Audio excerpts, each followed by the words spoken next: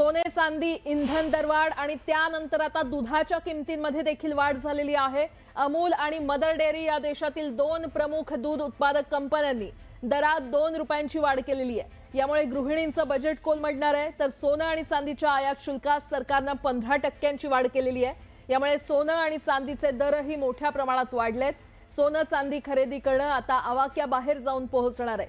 अतिशय मोठी बातमी आपण पाहतोय। एकीकडे सोन्या चांदीचे दर वाढलेले आहेत, इंधनाचे दर वाढलेले आहेत, तर दुसरीकडे दुधाच्या किमतींमध्ये देखील वाढ झालेली आहे। अमूल आणि मदर डेअरी या देशातील दोन प्रमुख दूध उत्पादक कंपन्यांनी आपल्या दरात 2 रुपयांची वाढ केलेली आहे। यामुळे गृहिणींचं बजेट कोलमडणार आहे। तर सोनं आणि चांदीच्या आयात शुल्कात सरकारने 15% वाढ केलेली आहे। यामुळे सोनं आणि चांदीचे दरही मोठ्या प्रमाणात वाढलेले आहेत। सोने चांदी खरेदी करणं आता सर्वसामान्यांच्या आवाक्याबाहेर जाऊन पोहोचणार आहे। दिवसभरातली अतिशय मोठी घडामोड, मोठी बातमी आपण पाहतोय। देशात सध्या महागाईचा भडका उडालेला आहे, कारण आजपासून केंद्र सरकारने पेट्रोल आणि डिझेलच्या दरात वाढ केलेली आहे। पेट्रोल 3 रुपये तर डिझेल 3 रुपये 11 पैशांनी महागलेला आहे। आंतरराष्ट्रीय बाजारात कच्च्या तेलाचे दर वाढले आहेत आणि त्यामुळे केंद्र सरकारने ही दरवाढ केलेली आहे।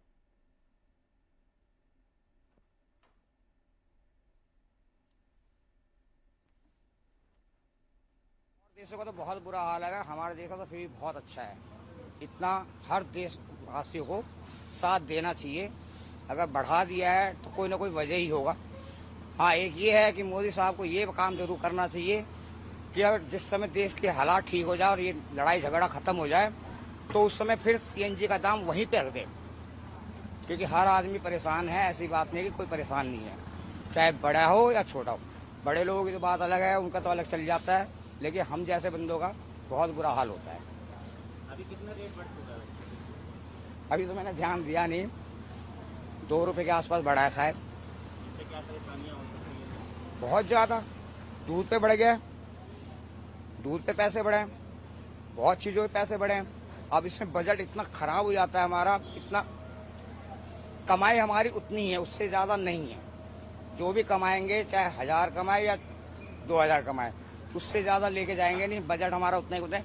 एक टाइम था जिस टाइम पे हम लोग कुछ पैसे बचा लेते थे, आज के टाइम पे बचता नहीं है। आप मानो ना मानो, मैं यूँ कहोगे तो ऐसे, ये गाड़ी अगर यहाँ खड़ी है तो इस वजह से खड़ी है कि मैं वहाँ पे 50 रुपए नहीं दे पाया हूँ। किसी को फोन करके बुलवाया है कि 50 रुपए दे देने के लिए, क्योंकि मेरा पेटीएम में है, पेटीएम काम नहीं कर रहा है और मेरे पर्स में पैसे हो गए खत्म। 200 रुपए 293 कहते हैं 53 रुपया है, वो दे दिया, बाकी के पैसे नहीं दे पाया। तो किसी को बुलवाया तो दिया है। तो ये वो वाली बात है कि पैसे होते सोते भी आदमी कुछ नहीं कर सकता।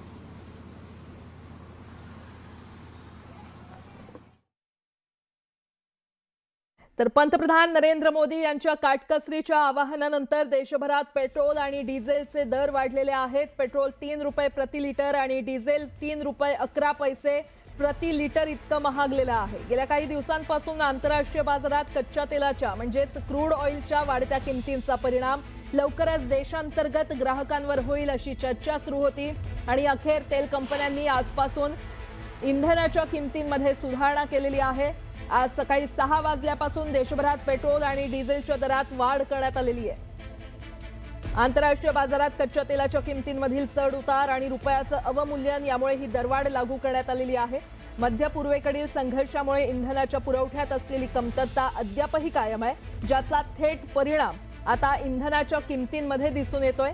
दरम्यान गेल्या 4 वर्षांपासून स्थिर असलेल्या या दरांमध्ये आज लक्षणीय बदल झालेला आहे।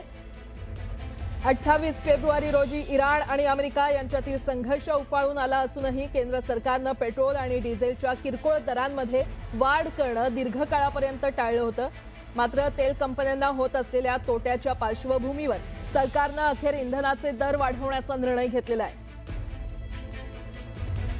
आपण पाहिलं मागच्या रविवारीच खरं तर सध्याच्या संकटाची दखल घेत पंतप्रधान नरेंद्र मोदींनी परकीय चलन वाचवण्याच्या उद्देशाने काही उपाययोजना करण्याचे आवाहन केलं होतं। यामध्ये इंधनाचा काटकसरीने वापर करणं, सोन्याची खरेदी पुढे ढकलणं आणि परदेश प्रवास स्थगित करणं यासारख्या गोष्टींचा समावेश होता।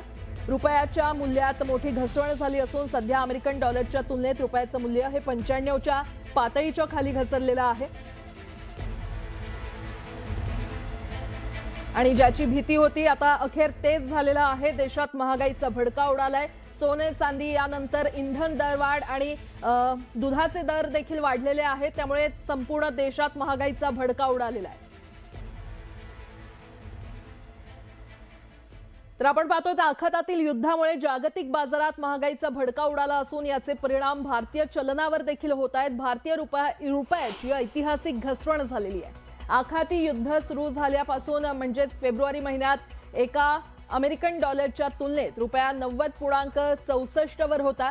मार्चमध्ये 92.18 रुपये, एप्रिलमध्ये 93.38 रुपये आणि 13 मे रोजी हाच दर 95.65 पर्यंत घसरलाय।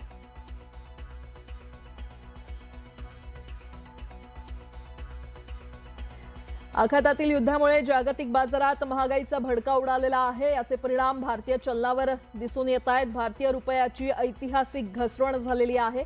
आखाती युद्ध सुरू झाल्यापासून फेब्रुवारी महिन्यात एका अमेरिकन डॉलरच्या तुलनेत रुपया हा 90.64 वर होता। तर मार्चमध्ये 92.18 रुपये, एप्रिलमध्ये 93.38 रुपये आणि 13 मे रोजी हाच दर 95.65 पर्यंत घसरलाय।